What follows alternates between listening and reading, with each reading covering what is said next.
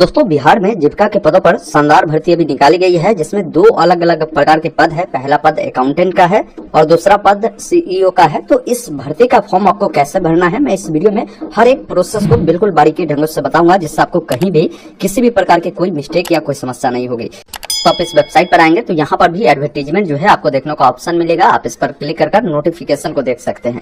देखिए इसमें मैंने बताया है कि दो प्रकार के पद है, एक सीईओ का है, एक अकाउंटेंट का है। तो आपको देखना होगा कि भाई किस जिला में ये भर्ती है। जैसा अररिया में देखेंगे तो आपका जो भर्ती है सीईओ के पद पर है, लेकिन अकाउंटेंट के पद पर कोई भर्ती नहीं है। यही अरवल की बात की जाए तो यहाँ पर दोनों में एक एक भर्ती है। तो इसी अनुसार बिहार के हर जिला में जो भर्ती है ना, उसको दर्शाया गया कि भाई कहाँ कितनी भर्तियां है। अब इसके लिए आप कहेंगे कि क्वालिफिकेशन क्या चाहिए, तो यहाँ पर नीचे बताया गया कि अगर कोई सीईओ के पदों पर अप्लाई करता है ना, तो इनका ग्रेजुएशन जो होना चाहिए एग्रीकल्चर या एग्रीकल्चर मार्केटिंग में होना चाहिए या एग्री बिजनेस मैनेजमेंट में होना चाहिए। फॉर्म को भर सकता है। मैक्सिमम उम्र 65 वर्ष से अधिक नहीं होना चाहिए। वही कोई कैंडिडेट अकाउंटेंट के पद पर अप्लाई करता है तो इंटरमीडिएट उनका कॉमर्स से होना चाहिए। 65 वर्ष से अधिक जो है उनकी उम्र नहीं होनी चाहिए। तो ये चीजें इन्होंने बताया है। बाकी सिलेक्शन प्रोसीजर इन्होंने बताया है कि कोई एग्जाम नहीं होगा, लेकिन इसमें पर्सनल इंटरव्यू होगा जो कि 50 अंकों का होगा और इसी पर ही वेटेज आपका दिया जाएगा। इसी के अकॉर्डिंग आपका सिलेक्शन प्रोसीजर होगा। तो इसको एक बार आप जरूर चेकआउट कर लीजिएगा। बाकी अगर आप एलिजिबल है, आप चाहते हैं फॉर्म को अप्लाई करना, तो यहीं पर इनका जो वेबसाइट का लिंक दिया गया है ना, यहाँ पर देखेंगे आपको बोला गया है कि हमने इनका एडवर्टाइजमेंट रीड किया है। तो आप इस चेक बॉक्स पे टिक करेंगे तो नीचे में एक ऑप्शन बन जाएगा साइन अप यूजर का, जिस पर आपको क्लिक करना है। अब इसमें आपको बताना है कि आपको जो क्वालिफिकेशन बताया गया है वो किसी रिकॉग्नाइज बोर्ड, इंस्टीट्यूट या यूनिवर्सिटी से है, आप इसको चुने। उसके बाद पूछेगा कि आप किस पोस्ट के लिए अप्लाई करना चाहते हैं। जैसा कि आप जानते हैं 2 पोस्ट है, आप अकाउंटेंट के लिए करना चाहते हैं या आप सीईओ के लिए अप्लाई करना चाहते हैं, वो बताएंगे। फिर पूछता है कि आप किस जिले से अप्लाई करना चाहते हैं। तो जिला के लिए मैंने आपको पहले भी क्लियर किया कि एक बार इस नोटिफिकेशन को ओपन कर देखना है कि भाई अकाउंटेंट के पद पर कहाँ भर्ती है। जिस जिला में 0 भर्ती है वहां से अप्लाई नहीं करना है, अन्यथा कोई फायदा आपको उससे नहीं होगा, ये भी ध्यान रखना है। तो चलिए मैं जिस जिला से अप्लाई करना चाहता हूँ उस जिला को चुनता हूँ। उसके बाद यहाँ पर बोला गया है कि आपका जो भी पूरा नाम है ना, आप अपना पूरा नाम लिखेंगे। आपका जेंडर क्या है, लड़का है तो मेल, लड़की है तो फीमेल को चुने। आप किस कैटेगरी से बिलोंग करते हैं, BC, EBC, EWS, SC, ST, तो अपना जो कैटेगरी है आपको बताना है।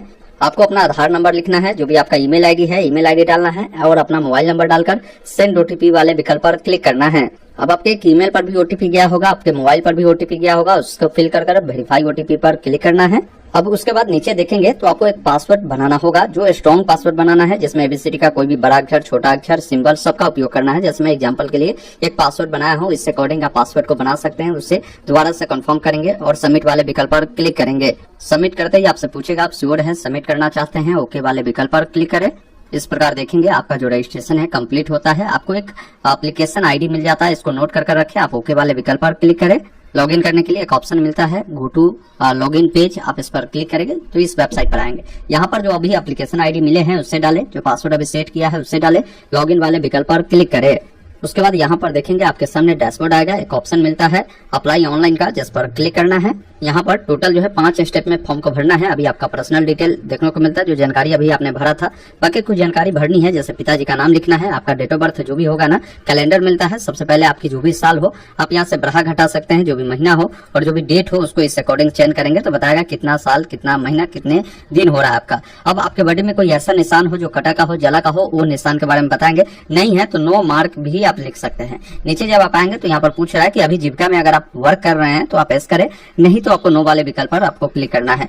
नीचे जब आप आएंगे तो इसमें पूछ रहा है कि इससे पहले अगर आपने कभी भी जीविका में काम किया तो एस करें, नहीं तो नहीं वाले विकल्प पर आपको क्लिक करना है। अगर आप दिव्यांग है तो आप एस करें, नहीं तो नहीं वाले विकल्प पर क्लिक करें। अगर आप बिहार के हैं, EWS, BC, EBC, SC, ST से बिलोंग करते हैं तो यहाँ पर आप एस करेंगे। अगर नहीं करते हैं तो नहीं वाले विकल्प पर क्लिक करेंगे। फिर नीचे आएंगे, आपसे परमानेंट एड्रेस पूछ रहा है, मतलब आपका जो ओरिजिनल निवास प्रमाण पत्र जो आपके आधार कार्ड पर अंकित होगी वो बताएंगे कि किस राज्य का है, कौन सा जिला का है और आपका प्रॉपर एड्रेस क्या है, जिसमें अपना विलेज कॉमा लगाकर पोस्ट ऑफिस कॉमा लगाकर पुलिस स्टेशन मेंशन करें। फिर एक ऑप्शन मिलता है सेव ड्राफ्ट का, जिस पर क्लिक कर इस एरो वाले विकल्प पर क्लिक करेंगे।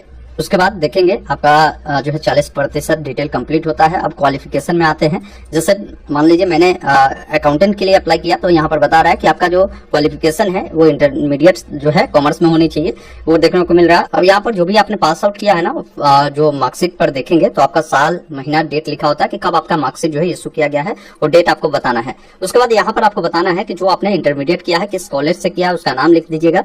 बाकी जो भी आपका कॉलेज है ना वो अफिलिएटेड कहाँ से है आपको बताना है। जैसे हो सकता है इंटरमीडिएट आपने बिहार बोर्ड से किया हो, तो बिहार बोर्ड से आपका वो एफिलिएटेड है, BSCB पटना आप यहाँ पर लिख दीजिएगा। वही कोई यूनिवर्सिटी से पास आउट किया रहता है तो उसका यूनिवर्सिटी का नाम होता है कि भाई वो यूनिवर्सिटी जो है वो कॉलेज किस यूनिवर्सिटी से एफिलिएटेड है, वो जानकारी देनी होती है। तो यहाँ पर इंटरमीडिएट का पूछ रहा है, तो इंटरमीडिएट स्वाभाविक है कि आपका कॉलेज जो है बिहार बोर्ड से एफिलिएटेड है, तो वो जानकारी आपको यहाँ पर बतानी है। फिर आपका जो नंबर मिला है ना वो किस अकॉर्डिंग है। अगर नंबर फॉर्मेट में है, मार्क्स फॉर्मेट में है, तो आप फर्स्ट वाला चुने। अगर ग्रेड फॉर्मेट में है तो इसको चुनेंगे। अब जैसे मान लीजिए मेरा जो है मार्क्स फॉर्मेट में है, अब कितना नंबर मिले हैं, कुल कितने का एग्जाम हुआ था वो आप बताएंगे, तो आपका परसेंटेज यहाँ पर मिल जाएगा। फिर इसको भी सेव करेंगे। इस प्रकार आपका डाटा सक्सेसफुल सेव हुआ। ओके वाले विकल्प पर क्लिक करें। उसके बाद इस सेरो वाले विकल्प पर आपको क्लिक करना है। फिर आप अगले स्टेप में आते हैं जहाँ पर वर्क एक्सपीरियंस के बारे में आपसे पूछा गया है। अब बहुत सारे ऐसे भी लोग होंगे जिनके पास कोई भी एक्सपीरियंस नहीं है, तो भाई नहीं है तो इसको नहीं देना है। जिनके पास है तो आप बताएं कि किस ऑर्गेनाइजेशन में आपने काम किया है, ऑर्गेनाइजेशन का क्या एड्रेस है, किस टाइप का ऑर्गेनाइजेशन था वो आपको यहाँ से बताना है। फिर आपने जो काम किया था किस फील्ड में किया था, किस पोस्ट पे किया था, ये सारी जानकारी देने की जरूरत है। और एक्सपीरियंस सर्टिफिकेट आपको देना है या NOC सर्टिफिकेट है तो उसको देंगे, है तो देकर इसको सेव करना है, नहीं है तो डायरेक्ट इस सेरो वाले विकल्प पर क्लिक कर आप आगे वाले स्टेप में बढ़ सकते हैं। अब यहाँ पर डॉक्यूमेंट को अपलोड करना है। देखिए साथियों, डॉक्यूमेंट में इन्होंने बोला है कि आपको सिग्नेचर देनी है जो JPG PNG फॉर्मेट में होगा और 50 KB से नीचे होगा, तो सिग्नेचर को अपलोड करेंगे। अपना एक पासपोर्ट साइज का फोटो अपलोड करना है। फिर यहाँ पर 10th का जो भी आपका सर्टिफिकेट है उसको अपलोड करना है। फिर यहाँ पर पूछ रहा है कि last qualifying marksheet. Last qualifying marksheet के मतलब ये हुआ साथियों कि बहुत सारे हो सकता है कि इंटर वो कॉमर्स से किया हो लेकिन आगे वो ग्रेजुएशन कर रहा हो, तो उनके पास हो सकता है अभी लास्ट क्वालिफिकेशन वाला जो मार्कशीट है उनका ग्रेजुएशन का हो, तो ग्रेजुएशन का आप यहाँ पर दे सकते हैं। लेकिन मान लीजिए नहीं है, आपने इंटरमीडिएट तक ही पढ़ा है, तो जो भी आपका क्वालिफिकेशन का मार्कशीट है ना लास्ट क्वालिफाई वाला, वो ही आप यहाँ पर लगाइएगा। उसके बाद एक ऑप्शन मिलता है सेव एट ड्राफ्ट का, जिस पर क्लिक कर एरो वाले विकल्प पर क्लिक करना है। अब आपके सामने फॉर्म का फाइनल प्रीव्यू आता है। आपको फाइनल सबमिट करने से पहले अपनी तमाम जानकारी को देखना है कि आपकी जानकारी सही है या नहीं है। कहीं भी कुछ गलतियां है ना तो उससे बैक कर सुधार कर सकते हैं। जानकारी सही है तो एक ऑप्शन मिलता है पेमेंट एंड फाइनल सबमिट का, जिस पर क्लिक करना है।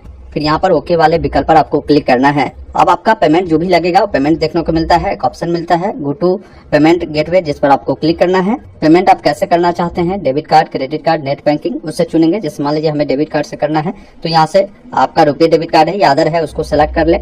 उसके बाद यहाँ पर ऑप्शन मिलता है प्रोसीड नाउ का, जिस पर आपको क्लिक करना है। अब यहाँ पर कार्ड किनके नाम से है, card number, expiry month, year डालकर यहाँ से कंटिन्यू वाले विकल्प पर क्लिक कर पेमेंट प्रक्रिया को पूरा करेंगे और इसका जो प्रिंट आउट है ना उसको निकाल कर अपने पास सुरक्षित रख लेना है।